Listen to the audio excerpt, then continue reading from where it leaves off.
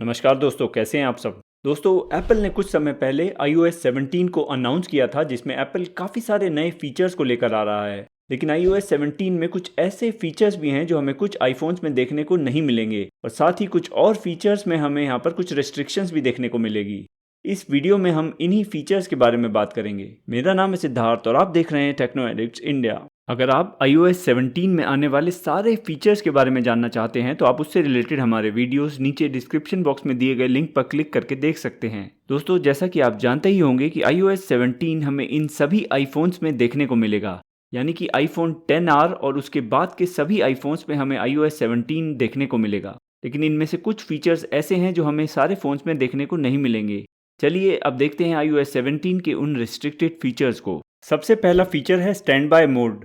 iOS 17 में हमें ये स्टैंड बाय मोड दिया गया है, जिसमें हम जब अपने फ़ोन को चार्जिंग पे लगाते हैं और किसी स्टैंड पे इस तरीके से यहाँ पर लैंडस्केप पोजीशन में रखते हैं तो हमारे को अपने फ़ोन में ये स्टैंड बाय मोड देखने को मिलता है, जिसमें हमें यहाँ पर डिफरेंट स्क्रीन देखने को मिलते हैं स्टैंड बाय मोड में। ये स्टैंड बाय मोड वाला फीचर हमें सभी iOS 17 सपोर्टेड डिवाइसेस पे देखने को मिलेगा, लेकिन सिर्फ हमें iPhone 14 Pro और Pro Max में हमें ये स्टैंड बाय फीचर हमेशा ऑन देखने को मिलेगा।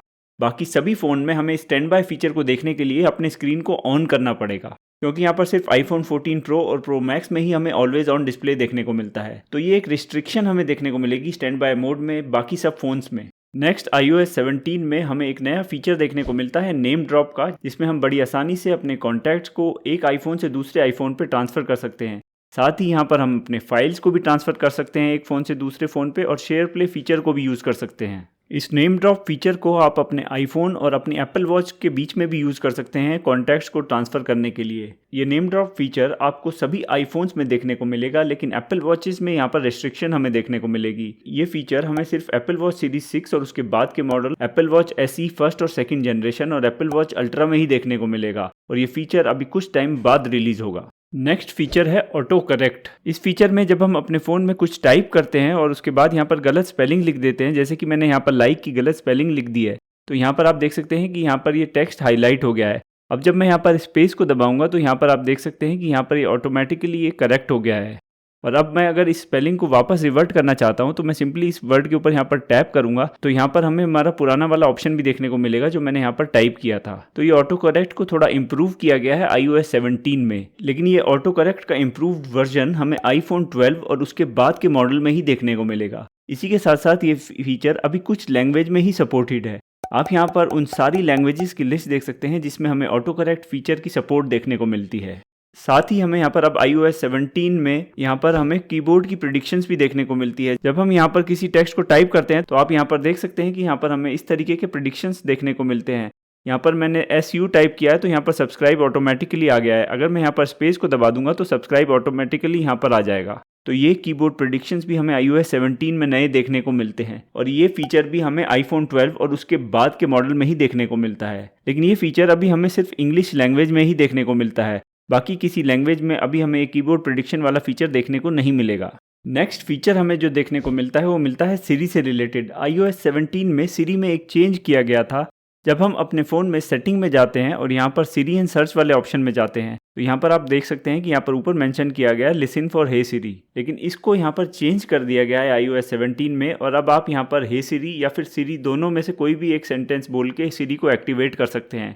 लेकिन जैसा कि आप यहाँ पर देख सकते हैं कि मेरे फ़ोन में यहाँ पर सिर्फ हमें एक ही ऑप्शन देखने को मिल रहा है। ऐसा इसलिए है क्योंकि यहाँ पर मैंने लैंग्वेज में इंग्लिश इंडिया सिलेक्ट की हुई है, और ये फीचर अभी हमें सिर्फ English US, English UK, English Canada और इंग्लिश ऑस्ट्रेलिया में ही देखने को मिलता है। अगर मैं इनमें से किसी लैंग्वेज को यहाँ पर सिलेक्ट कर लेता हूँ, जैसे फॉर एग्जाम्पल अगर मैं यहाँ पर इंग्लिश यूनाइटेड स्टेट्स को सिलेक्ट कर लेता हूँ और यहाँ पर चेंज लैंग्वेज कर देता हूँ और उसके बाद यहाँ पर वापस सिरी एंड सर्च में जाता हूँ, तो आप यहाँ पर देख सकते हैं कि अब हमें यहाँ पर लिसन फॉर में ये ऑप्शन देखने को मिलता है।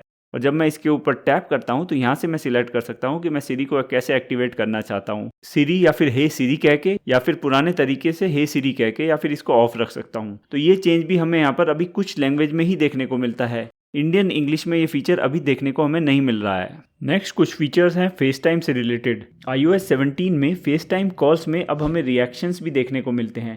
जब हम अपनी फेस टाइम कॉल में होते हैं और अपने हाथों से कोई यहाँ पर एक्शन करते हैं तो हमें फेस टाइम कॉल में रिएक्शंस देखने को मिलते हैं। ये फेस टाइम कॉल में रिएक्शन वाला फीचर भी हमें iPhone 12 और उसके बाद के मॉडल में देखने को मिलेगा। और ये हमें तभी देखने को मिलेगा जब हम अपने फेस टाइम कॉल में अपने फ़ोन के फ्रंट कैमरा को यूज़ करेंगे। साथ ही अब iOS 17 के बाद हम अपनी फेस टाइम कॉल्स को अपने एप्पल टीवी पे भी कर सकते हैं। इसके लिए हम किसी भी आईफोन को यूज़ कर सकते हैं, लेकिन हमारे पास उसके लिए एप्पल टीवी 4 के सेकंड जनरेशन या उसके बाद का मॉडल होना चाहिए, तभी वो फेस टाइम कॉल्स को सपोर्ट करेगा।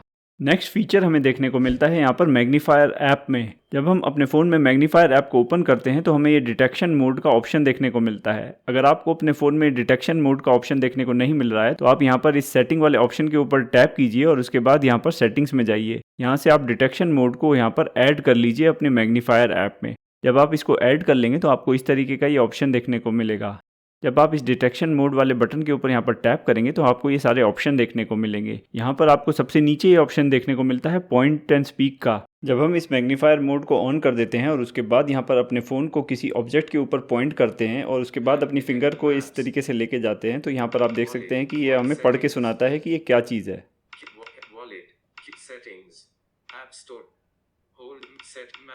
तो इस तरीके से ये डिटेक्शन मोड वाला फीचर यहाँ पर काम करता है। लेकिन ये डिटेक्शन मोड वाला फीचर आपके फ़ोन के लाइडार सेंसर को यूज़ करता है और लाइडार सेंसर हमें सिर्फ कुछ ही आईफोन मॉडल्स में देखने को मिलता है। इसलिए ये फीचर हमें सिर्फ iPhone 12 pro, 12 pro max, 13 pro और 13 प्रो मैक्स और 14 प्रो और 14 प्रो मैक्स में ही देखने को मिलता है, क्योंकि इन्हीं फ़ोन्स में हमें लाइडार सेंसर देखने को मिलता है। तो दोस्तों ये थे वो कुछ फीचर्स जो हमें कुछ ही आईफोन्स में देखने को मिलेंगे। मुझे उम्मीद है कि आपको ये वीडियो यूज़फुल लगा होगा। अगर आपको ये वीडियो यूज़फुल लगा हो तो इसे लाइक करें, अपने दोस्तों और परिवार के लोगों के साथ शेयर करें, हमारे चैनल को सब्सक्राइब करें और बेल आइकन को दबाना ना भूलें, जिससे जब भी हमारा कोई नया वीडियो आए तो आपको उसकी जानकारी मिल सके। धन्यवाद।